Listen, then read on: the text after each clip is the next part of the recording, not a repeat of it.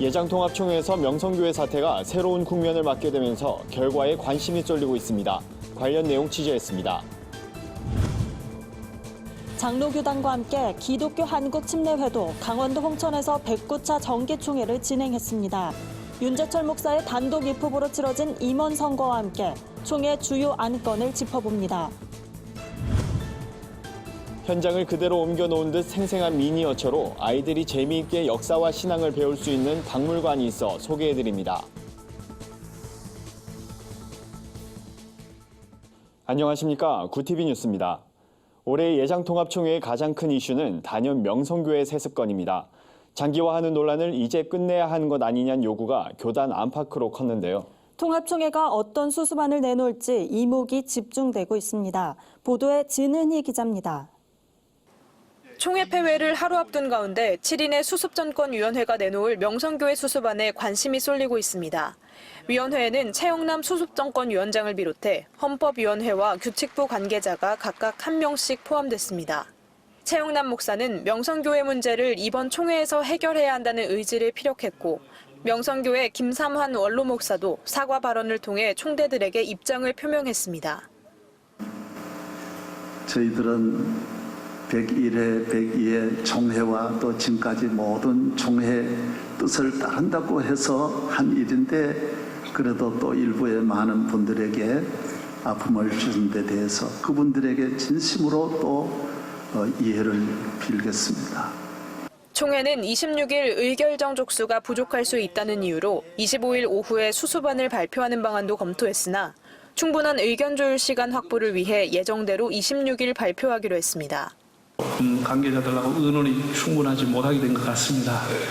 성소 문제 때문에 내시라고 했는데 내일 오전에 다룰 수 있도록 우리 총회원들이 좀 내일 오전에 다 좀 출석해 주시기 바랍니다. 7인 위원회의 수습 방안은 26일 오전 토론 없이 표결에 들어가게 됩니다. 명성교회 사태를 마무리 짓겠다는 공감대는 형성됐지만 어떻게 수습될지에 대해서는 총대들 사이에서도 의견이 분분한 상황입니다. 지난했던 명성교회 사태가 총대들의 뜻대로 끝을 맺을 수 있을지 귀추가 주목됩니다. 구티비 뉴스 진은입니다. 윤재철 신임 총회장은 임원 선거에서 대의원들의 만장일치 동의를 얻어 박수로 추대됐습니다. 윤 총회장은 취임사에서 화합하고 협력하는 총회를 만들겠다는 의지를 피력했습니다.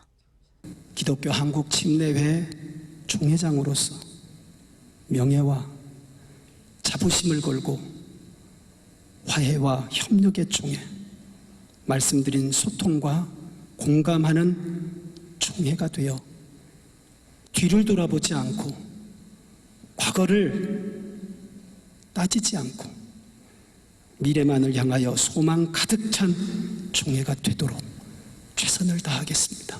임원 선거에 앞서 대의원권 자격을 두고 논란이 일면서 회무가 중단되는 사태가 벌어지기도 했습니다. 이에 총대들은 대의원권 자격을 결정하는 총회비를 10,000원으로 확정키로 하고 총회를 진행했습니다. 이번 총회에서 관심을 모았던 주요 안건 중 하나는 성추행 의혹이 제기된 조원희 총무의 직무 정지건이었습니다. 그러나 조원희 총무가 자진 사퇴하기로 하면서 논의는 일단락됐습니다. 조원희 총무는 성추행 의혹으로 1심에서 벌금과 정신치료를 선고받았으나 항소해 현재 2심 재판이 진행 중입니다. 이 일을 해결하는 데 필요하다면 저의 자리를 내려놓기로 총무직 사임을 결심하게 되었습니다. 저도 교단을 위해 마지막으로 섬기는 마음으로 사임 결정을 하게 되었음을 알려드립니다. 이와 함께 현직 총회장을 고소하는 대의원의 자격권 정지 및 박탈에 관한 안건도 올라와 관심을 끌었으나 이번 총회에서는 다뤄지지 않았습니다.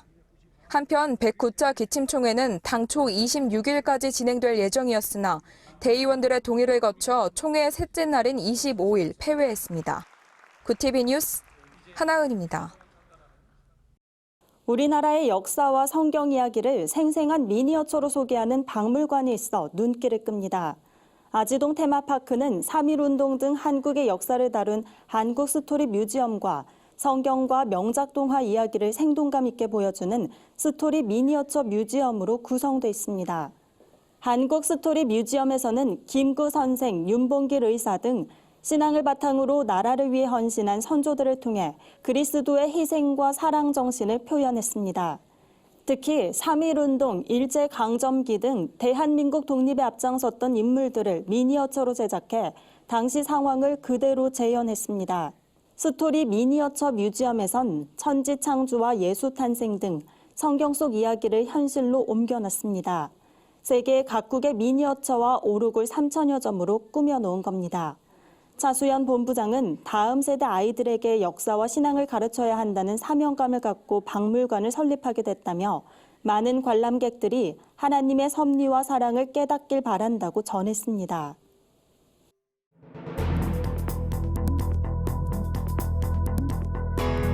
세계 곳곳의 주요 소식을 살펴보는 시간입니다. 아프리카 돼지열병 여파로 중국 내 돼지고기 생산량이 크게 줄어 중국 당국이 외국산 돼지고기 수입을 대폭 늘렸습니다.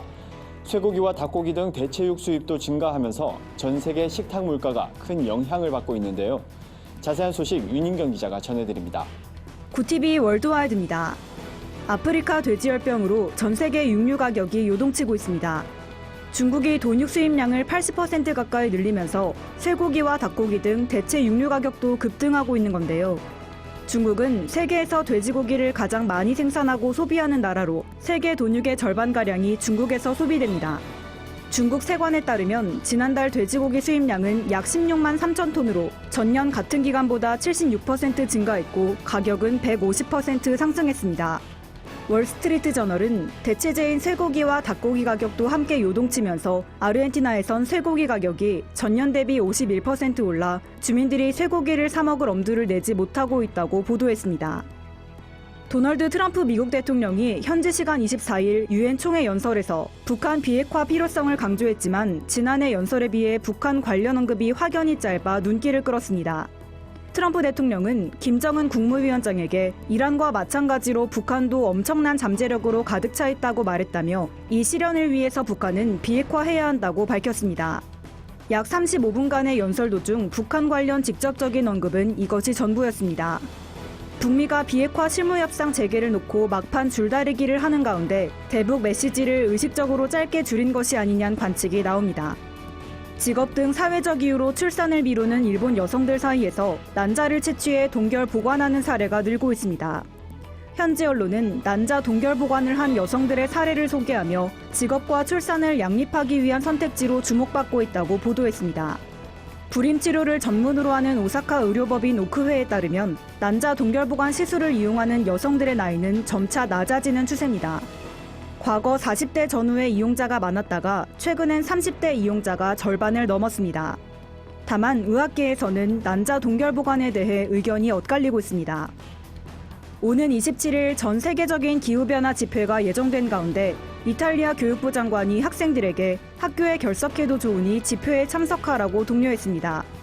로렌초 피오라몬티 교육장관은 SNS를 통해 기후변화 집회는 학생들의 미래를 위해 매우 중요하다며 학생들이 학교에 가지 않고 집회에 참석할 수 있도록 용인해 줄 것을 학교 측에 요청했다고 밝혔습니다. 유엔 기후행동 정상회의와 연계된 이번 집회는 이탈리아와 네덜란드, 캐나다 등지에서 동시다발적으로 진행될 예정입니다. 구티비 뉴스 윤인경입니다.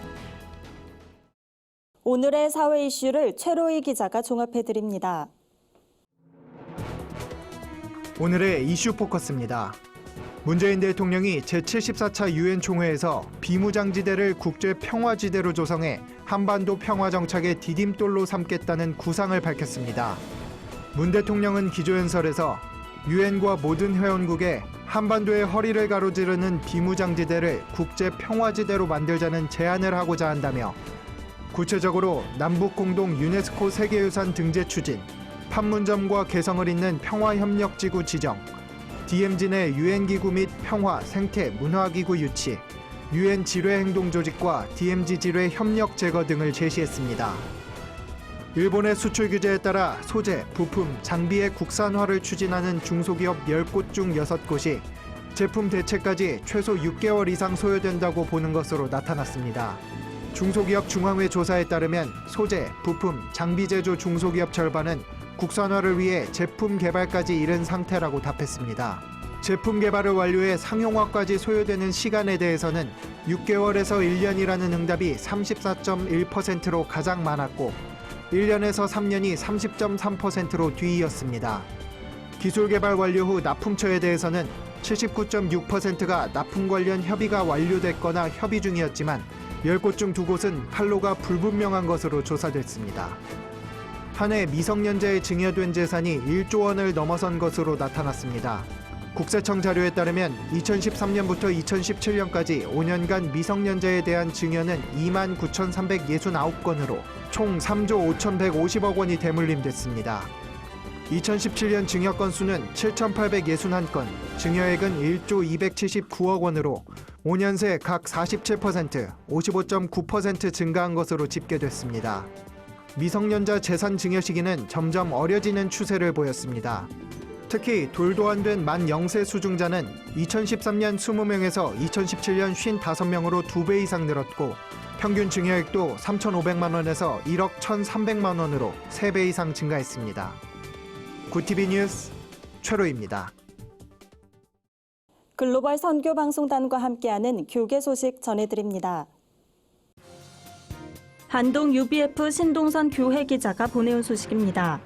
포항시 기독교 교회 연합회가 포항중앙교회에서 어울림 음악회를 열었습니다. 이날 음악회에는 가수 조성모 씨와 아르스노바 남성중창단이 무대에 올라 성도들에게 큰 박수를 받았습니다. 가수 조성모 씨는 오늘 초청된 시민들이 예수 그리스도를 만날 수 있는 시간이 됐으면 좋겠다고 말했습니다.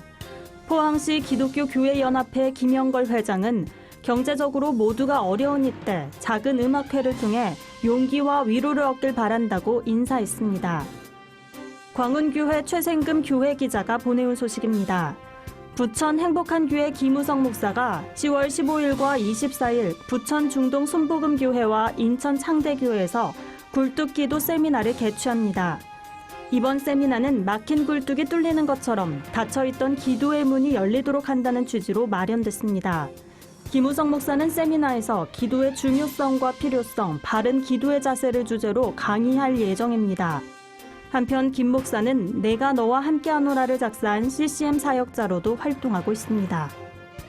사단법인 여의도 청년장학관이 위탁 운영하는 서울 영등포구 청소년 상담 복지센터가 신길동에서 영등포동으로 이전했습니다. 센터는 상담, 놀이치료 등 다양한 청소년 지원 사업을 펼치고 있습니다. 이영훈 이사장은 도움이 필요한 청소년들에게 꿈과 희망을 전하겠다며 이들을 돕는 일에 적극 앞장서겠다고 밝혔습니다. 이상으로 뉴스를 마칩니다. 구티비 뉴스는 인터넷 신문 데일리 굿뉴스를 통해서도 보실 수 있습니다. 시청해주신 여러분 고맙습니다.